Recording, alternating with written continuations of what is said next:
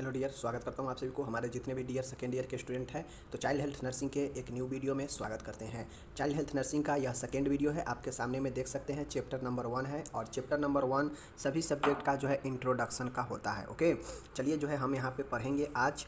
बहुत ही शानदार प्रश्न है। ये प्रश्न आपको बार बार शॉर्ट क्वेश्चन में पूछा जाता है। 2 प्रश्न लेकर आए हैं, दोनों प्रश्न को अच्छे से समझेंगे, आप लोग देखने का प्रयास कीजिएगा। ओके, पहला प्रश्न आपके सामने में है। Describe the trends in paediatric nursing. मतलब जो नर्सिंग है वो पीडियाट्रिक नर्सिंग है, मेंटल हेल्थ नर्सिंग है, ठीक है। इसी प्रकार से अलग अलग नर्सिंग है। ऑन्कोलॉजी नर्सिंग होता है, न्यूरोलॉजिकल नर्सिंग होता है। नर्सिंग का जब आप जीएनएम कर लेंगे और आगे का शिक्षा प्राप्त करेंगे, पोस्ट बीएससी नर्सिंग हो या एमएससी नर्सिंग आगे करेंगे, तो आपको अपना एक जो है क्षेत्र चुनना पड़ेगा। तो उसमें पीडियाट्रिक नर्सिंग आता है, ऑन्कोलॉजी नर्सिंग आता है, न्यूरोलॉजिकल नर्सिंग आता है, ऑर्थोपेडिक नर्सिंग आता है, ऑप्थेल्मो नर्सिंग आता है। सबका अलग अलग विभाग है स्पेशल, समझ गए, जिसमें नर्सिंग का कोर्स होता है। तो फिलहाल जो है हम लोग चाइल्ड हेल्थ नर्सिंग देखेंगे। इंट्रोडक्शन चैप्टर में आपको बहुत सारे क्वेश्चन हैं जो आपको महत्वपूर्ण है, समझ गए। तो इंट्रोडक्शन में 2 ऐसे क्वेश्चन हैं जो आपको पूछे जा सकते हैं शॉर्ट क्वेश्चन में। यही 2 क्वेश्चन हैं जो कि मात्र पूछे जाएंगे फर्स्ट यूनिट से। तो फर्स्ट यूनिट है, इसके बाद हम लोग फिर सेकेंड यूनिट में चलेंगे। ओके, चलिए पहला प्रश्न है यहाँ पे, हिंदी इंग्लिश दोनों में दिया गया है, टेंशन नहीं लेना है। आप जिस भी लैंग्वेज में पढ़ाई कर रहे हैं पढ़ाई करते चलिए, आपको टेंशन लेने की ज़रूरत नहीं है। ओके, देख सकते हैं यहाँ पे प्रश्न है, पीडियाट्रिक हेल्थ नर्सिंग के ट्रेंड के बारे में बताना है। ट्रेंड मतलब क्या होता है, आप लोग जानते हैं ना। ट्रेंड्स मतलब क्या होता है, तो साथियों ट्रेंड मतलब होता है बदलाव, समझ गए ना। ट्रेंड मतलब होता है विस्तार होना, बदलाव होना, चेंजेज, परिवर्तन आना, ठीक है। तो यही जो है ट्रेंड होता है। जैसे पहले नर्सिंग के क्षेत्र में जब शुरू हुआ था तो उस समय नर्सिंग उतना ज़्यादा जो है विस्तृत नहीं था, उतना ज़्यादा जो है मॉडर्नाइजेशन उसमें नहीं था। बट आज के समय में नर्सिंग के क्षेत्र में बहुत सारे ऐसे काम हुए हैं, बहुत सारे ऐसे रिसर्च हो रहे हैं जो नर्सिंग को और ज़्यादा बेहतर बना रहा है। तो ये सब क्या है, एक ट्रेंड है, समय के साथ में एक ट्रेंड हो रहा है जो और ज़्यादा नर्सिंग को विस्तार कर रहा है। तो उसी प्रकार से हमें पीडियाट्रिक नर्सिंग का ट्रेंड्स पूछेगा, समझ गए चीज़ को। चलिए हम लोग इसके बारे में जानते हैं कि आखिर यह प्रवृत्ति, यह ट्रेंड होता क्या है। चलिए देखते हैं। देखिए, पीडियाट्रिक नर्सिंग का एक नया क्षेत्र है। सबसे पहले जानिए कि जो पीडियाट्रिक हेल्थ नर्सिंग है यह जो है नर्सिंग का हमारा एक नया क्षेत्र है, जिसमें आधुनिक तकनीक, मेडिकल एवं सामुदायिक स्वास्थ्य की अवधारणाओं के साथ साथ अनेक परिवर्तन स्वाभाविक है। अब जिस प्रकार से पीडियाट्रिक नर्सिंग का एक नया क्षेत्र है, तो कोई भी चीज़ का नया क्षेत्र होता है तो वहाँ पे देखते होइएगा आने वाले समय में उसमें बहुत सारे चेंजेस जो है संभव होते हैं, बहुत सारे तकनीक का, बहुत सारे चीज़ों का जो है बदलाव, परिवर्तन होता है और यह स्वाभाविक होता है। जैसे कोई नया दुकान खोला तो छोटा से शुरू करता है, धीरे धीरे उसमें सामान बढ़ते जाता है और वह जो है छोटा बिजनेस बड़ा रूप लेता है, परिवर्तन होता है, समझ गए ना। तो इसी प्रकार से जो है नर्सिंग के क्षेत्र में भी जब पीडियाट्रिक नर्सिंग आया तो उस समय नया था, और नया था तो इसमें बहुत सारे परिवर्तन जो है आधुनिक तकनीकों से लैस मेडिकल, सामुदायिक स्वास्थ्य, सबका जो है यहाँ पे परिवर्तन स्वाभाविक रूप से हुआ और हो भी रहा है, ठीक है ना। इसका स्वाभाविक है परिवर्तन होना नए चीज़ों का, समझ गए। पीडियाट्रिक नर्सिंग देखभाल में नवजात शिशु से किशोरा अवस्था तक स्वास्थ्य देखभाल शामिल है। जो पीडियाट्रिक नर्सिंग होता है इसमें किसका देखभाल शामिल है, तो जो नवजात शिशु होता है जो जन्म लेता है उस वहाँ से लेकर, समझ गए, और किशोरा अवस्था तक। किशोरा अवस्था समझ रहे ना कि 18 वर्ष से कम 16 वर्ष तक जो होते हैं, 16 वर्ष तक जो बच्चे होते हैं उसको किशोरा अवस्था कहा जाता है। तो वहाँ तक के बच्चे को पीडियाट्रिक नर्सिंग में देखभाल संभव है, ठीक है। बच्चे की नर्सिंग देखभाल वयस्क मरीजों की नर्सिंग देखभाल से भिन्न होते हैं, भिन्न कारणों से अलग अलग होते हैं। जैसे छोटे बच्चे, नवजात शिशु असेसमेंट नीड्स वयस्कों से भिन्न होता है। अब देखिए, जो छोटे बच्चे होते हैं, नवजात शिशु होता है, उसका जो नीड्स होता है, जो ज़रूरी होता है, जो देखभाल होता है, वह बड़े से और वयस्कों से तो अलग होगा। बिल्कुल जाहिर सी बातें हैं कि जो बच्चा एक जन्म लिया और एक 20 साल के, 25 साल के वयस्क व्यक्ति है, तो दोनों का जो नर्सिंग देखभाल दिया जाएगा तो दोनों को तो अलग अलग न दिया जाएगा। अब सीधी सी बातें हैं कि अगर 18-20 साल के व्यक्ति को हमें ब्लड सैंपल लेना हो तो उसको आसानी से ले लेंगे, लेकिन अगर किसी 1 दिन का, 2 दिन का बच्चा का ब्लड सैंपल लेना हो तो बहुत ही डिफ़िकल्ट होता है। तो कहीं ना कहीं परिवर्तन है, दोनों में भिन्न है, अलग अलग है, समझ रहे चीज़ को ना। तो यही चीज़ें यहाँ पे कहा गया है, समझ गए। उसके बाद यहाँ पे देखिए पीडियाट्रिक नर्सिंग को इस हेतु डेवलपमेंट माइलस्टोन की जानकारी होना ज़रूरी है। इसलिए पीडियाट्रिक नर्स को जो है इस हेतु मतलब एक बेहतर काम करने हेतु एक विकसित माइलस्टोन की जानकारी होना ज़रूरी है। मतलब एक विकसित जो है चीज़ों का, इक्विपमेंट का, तकनीकों का ज़रूरी जो है जानकारी होना ज़रूरी होता है पीडियाट्रिक नर्स को, ताकि बेहतर से बेहतर तरीके से बच्चे को जो है देखभाल कर सके। समझ गए, नवजात से लेकर किशोरा अवस्था तक। तो ये सब चीज़ों को समझ गए। ये सब पीडियाट्रिक नर्सिंग में नर्स के द्वारा जो है हो सकता है बदलाव। समझ गए, ये चीज़ समझ गए। अब हम लोग देखेंगे वर्तमान समय में पीडियाट्रिक नर्सिंग के अंतर्गत निम्न क्षेत्र में परिवर्तन, झुकाव देखा जा सकता है। मतलब जो वर्तमान के समय है, प्रेजेंट टाइम में पीडियाट्रिक नर्सिंग के अंतर्गत डिफरेंट टाइप के फील्ड है जहाँ पे जो है ट्रेंड्स मतलब परिवर्तन देखे जा सकते हैं। ट्रेंड मतलब क्या होता है? बदलाव या परिवर्तन, जिसको हम जो है देख सकते हैं। चलिए देखते हैं कि कौन कौन से परिवर्तन जो है पीडियाट्रिक नर्सिंग के क्षेत्र में हो सकते हैं। ठीक है, चलिए देखिए। अब यहाँ पे मैं आपको 7 से 8 पॉइंट लिखा हूँ। इस 7 से 8 पॉइंट को आपको ध्यान में रखना है कि इन चीज़ों में जो है परिवर्तन कर सकते हैं और पीडियाट्रिक नर्स को बेहतर बना सकते हैं। देखिए, नर्स की व्यवहारिक प्रवृत्ति, नर्स का जो बिहेव है वो कैसा होना चाहिए, इसमें परिवर्तन लाना जो है ज़रूरी है एक पीडियाट्रिक नर्स को। ठीक है ना, तो नर्सिंग की व्यवहारिक प्रवृत्ति होना चाहिए। ठीक है, उसके बाद नर्सिंग सेवा की व्यापक प्रवृत्ति, जो नर्सिंग सेवा है, नर्स के द्वारा जो काम किया जाता है उसे ही नर्सिंग कहते हैं। तो ये जो नर्सिंग होता है, इसका जो सेवा है, जो सर्विस है, यह जो है कम्प्रिहेंसिव हो, मतलब व्यापक हो, बड़ा हो। इसका प्रवृत्ति जो है इसमें ऐसा बदलाव होना चाहिए। तीसरा जो है वो ट्रेंड्स क्या है कि अस्पताल में भर्ती होने की प्रवृत्ति। अब कोई छोटे बच्चे हैं तो उसको जो है अस्पताल में जो भर्ती होने का प्रवृत्ति है, जो ट्रेंड्स है, उसमें बदलाव होने चाहिए, परिवर्तन होने चाहिए। सही है ना। चौथा नंबर है बच्चों में वृद्धि एवं विकास की प्रवृत्ति। अब जो इस समय बच्चे होते हैं, वो बच्चा चाहे बाल अवस्था हो, शिशु अवस्था हो, या फिर किशोरावस्था हो, या फिर नवजात शिशु हो, उसमें वृद्धि और विकास जो है बहुत तेज़ी से होता है। तो इसमें बदलाव भी जो है बहुत तेज़ी से होता है। नवजात शिशु है, धीरे धीरे आगे बढ़ेगा, टोडलर में जाएगा, नियोनेट्स में जाएगा, नियोनेट्स से टोडलर में जाएगा, टोडलर से जो है आगे बाल अवस्था में जाएगा, फिर किशोरावस्था में जाएगा, फिर जो है वयस्क बनेगा। तो इस तरीके से उसके संपूर्ण शारीरिक में जो है और भौतिक और साथ में स्वाभाविक और संवेगात्मक जो है परिवर्तन आता है। तो ये बच्चों में यह एक ट्रेंड्स होता है। ठीक है, ये सब में बदलाव संभव है। सामाजिक व मानसिक व्यवहार की प्रवृत्ति। अब जो बच्चे होते हैं उसको सामाजिक और मानसिक बिहेव की प्रवृत्ति बदलाव, समझ गए ना, यह भी संभव होता है कि बच्चे में सामाजिक और मानसिक व्यवहार में बदलाव हो। समझ गए। प्रवृत्ति ट्रेंड्स मतलब क्या कि परिवर्तन होना। ठीक है ना, ये सब के सब पॉइंट जो है परिवर्तन एक बच्चे में देखा जा सकता है। अनुशासित रहने की प्रवृत्ति। अब एक नर्स को इस पीडियाट्रिक नर्सिंग में ये भी बताया जाता है कि कैसे अनुशासन में जो है बदलाव कर सकते हैं और कैसे अनुशासन को बेहतर तरीके से करने के लिए आप अनुशासन में चाहें तो परिवर्तन भी कर सकते हैं। समझ गए। तो ये छठा है अनुशासन में रहने की प्रवृत्ति। नेक्स्ट है 7 नंबर का कि नर्सिंग शिक्षा की प्रवृत्ति। नर्सिंग शिक्षा की प्रवृत्ति का मतलब होता है कि कोई नर्स अगर जीएनएम किया है तो अपने काम में रहते हुए आगे उससे जो है जीएनएम के बाद बीएससी पोस्ट बीएससी करना चाहिए, एमएससी करना चाहिए, ताकि उससे नर्सिंग के क्षेत्र में और ज़्यादा डीपली नॉलेज मिल सके। तो ये कुल 7 मेन पॉइंट है जिसके द्वारा आप जो है नर्सिंग के पीडियाट्रिक नर्सिंग के क्षेत्र में परिवर्तन ला सकते हैं। ये सब जो है आपके ट्रेंड्स होते हैं। समझ गए। कौन कौन से चीज़ें हैं एक बार देख लीजिए। नर्सिंग व्यवहार के प्रवृत्ति, नर्सिंग सेवा के व्यापक प्रवृत्ति, अस्पताल में भर्ती होने की प्रवृत्ति, बच्चों में वृद्धि और विकास की प्रवृत्ति, सामाजिक व मानसिक व्यवहार की प्रवृत्ति, अनुशासन रहने की प्रवृत्ति, नर्सिंग शिक्षा की प्रवृत्ति। सबका हिंदी इंग्लिश दिया है, आप लोग देख लीजिएगा। ये 7 पॉइंट मैंने बता दिया। जब तक आप ये 7 पॉइंट याद नहीं करते हैं तब तक वीडियो को देखते रहिएगा, स्किप कर करके 1 नंबर क्वेश्चन पर ला कर देखते रहिएगा। ओके, चलिए। अब इसके अतिरिक्त भी साथियों कुछ ऐसे ट्रेंड्स हैं जो जिसमें जो है बदलाव किए जा सकते हैं, देखे जा सकते हैं पीडियाट्रिक नर्सिंग में। ठीक है, देख लीजिए।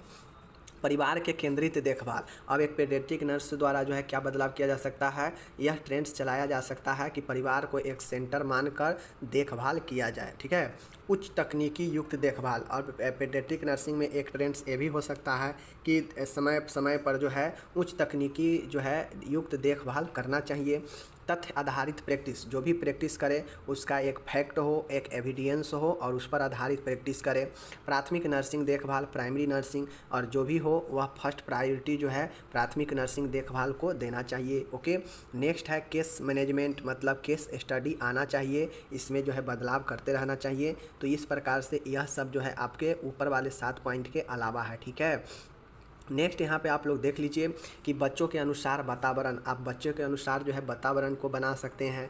चोट रहित, कष्ट रहित देखभाल देना, सीमित खर्च करना, नर्सिंग प्रोफेशनल का एप्लीकेशन करना, मतलब जो आपका नर्सिंग व्यवसाय है उसका जो है अप्लाई करना।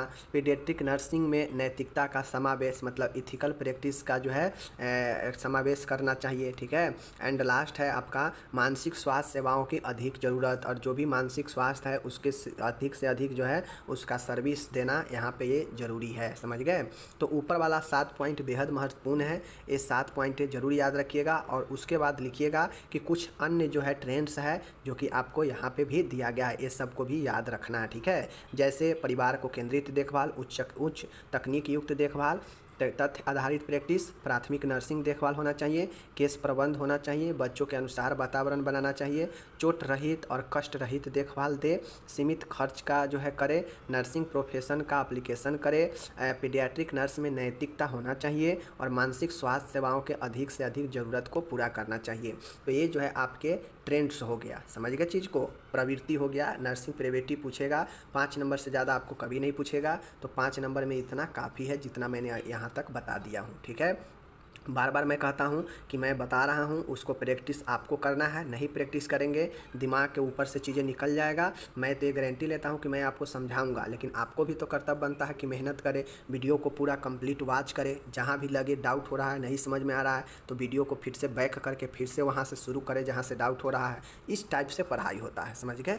चलिए बाकी यहाँ पे नेक्स्ट क्वेश्चन है हमारे सामने, पीडियाट्रिक नर्स से संबंधित उभरती चुनौतियाँ। देखिए अब यहाँ पे मैं एक चीज़ बता रहा हूँ कि पीडियाट्रिक जो नर्स होता है, बाल नर्सिंग, इसमें कुछ चुनौतियाँ भी होता है, कुछ परिवर्तन भी हो सकते हैं, तो कुछ चुनौतियाँ भी जो है सामने खड़ा रहता है, समझ गए। कि पीडियाट्रिक नर्सिंग के बदलाव में रोड़ा बने जो है पत्थर मील का पत्थर साबित हो, ठीक है।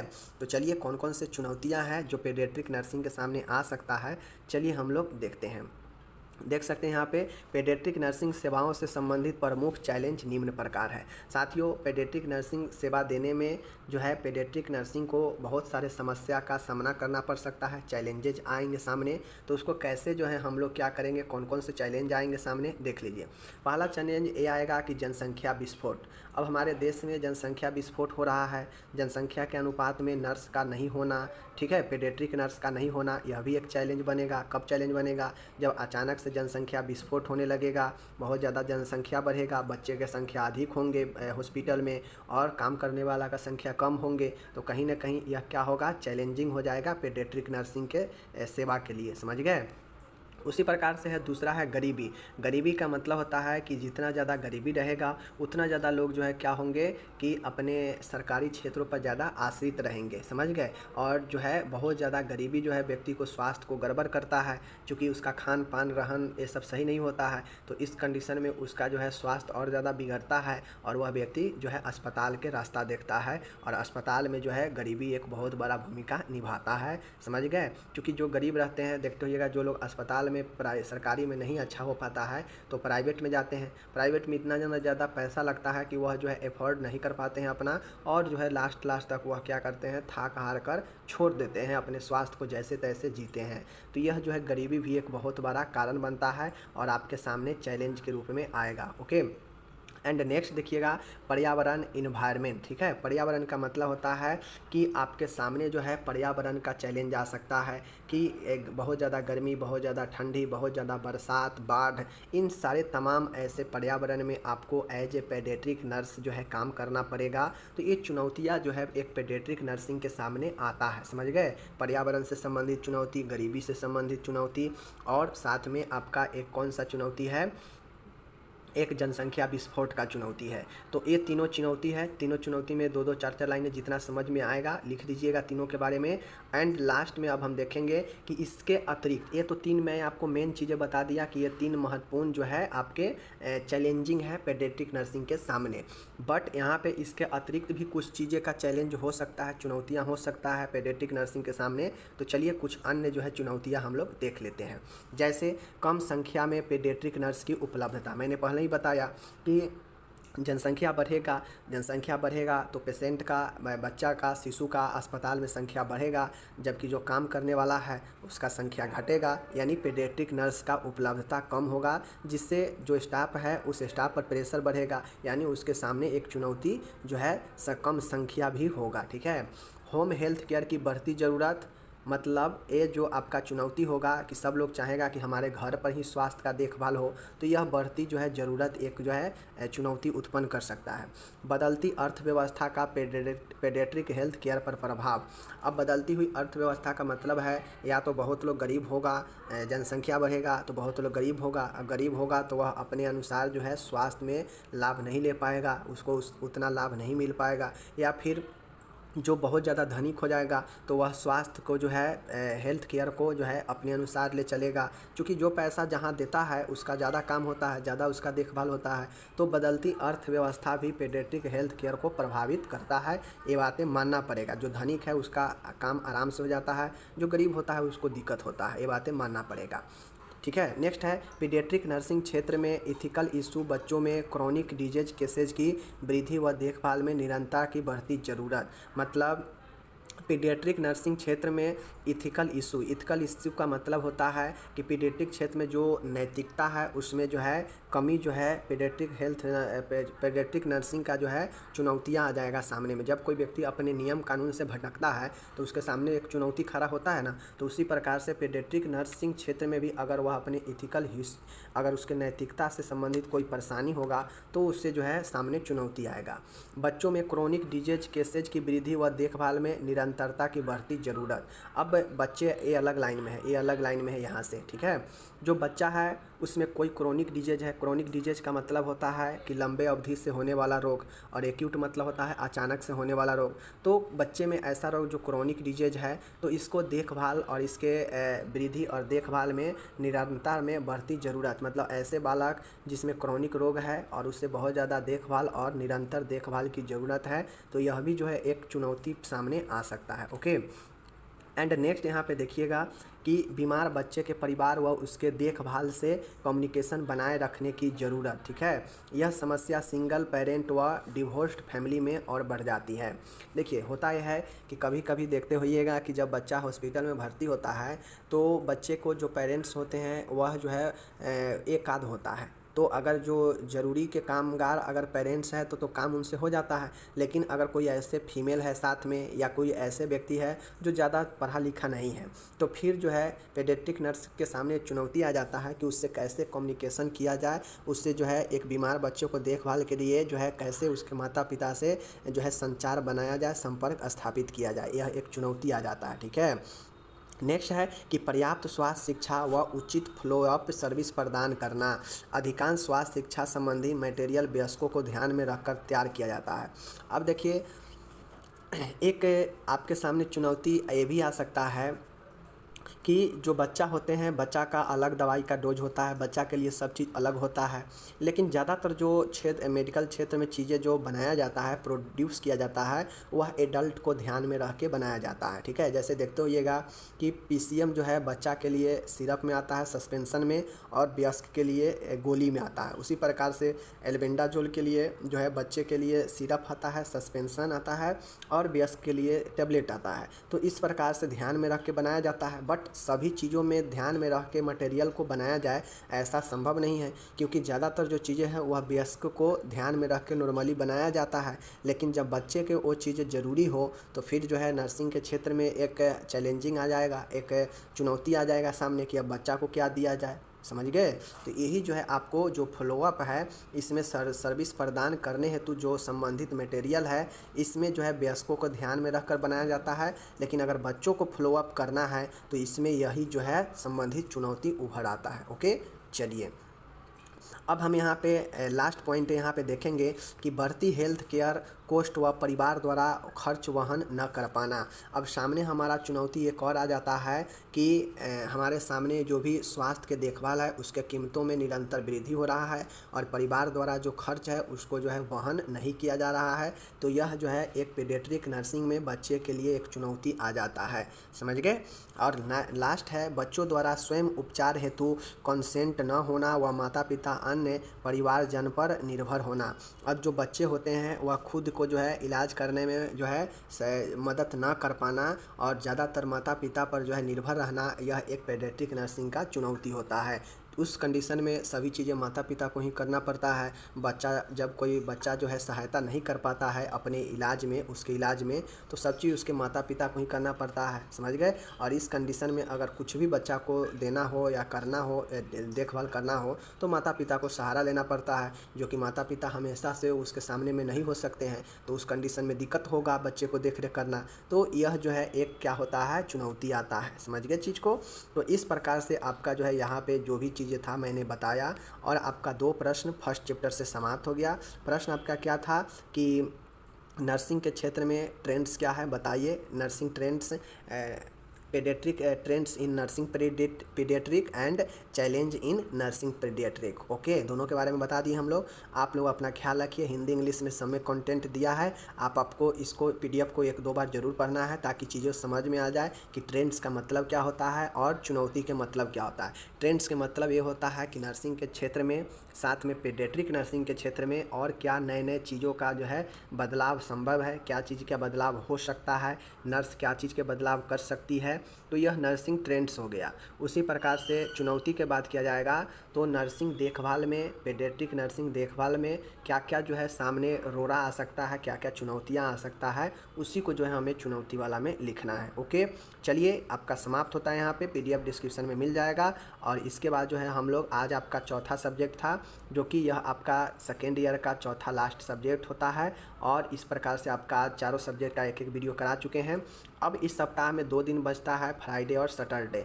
फ्राइडे को 2 सब्जेक्ट लाएंगे, ठीक है, फ्राइडे को 2 सब्जेक्ट और सैटरडे को 2 सब्जेक्ट। 2 सब्जेक्ट से इसमें शॉर्ट क्वेश्चन रहेगा, ठीक है, जो भी चैप्टर चलेगा चैप्टर के अनुसार चलेगा। और सैटरडे में भी 2 सब्जेक्ट लेंगे जिससे दोनों में से क्वेश्चन रहेगा, ताकि ज़्यादा से ज़्यादा क्वेश्चन एक सप्ताह में इंक्लूड हो जाए, समझ गए चीज़ को। चलिए मिलेंगे अगले वीडियो में, धन्यवाद।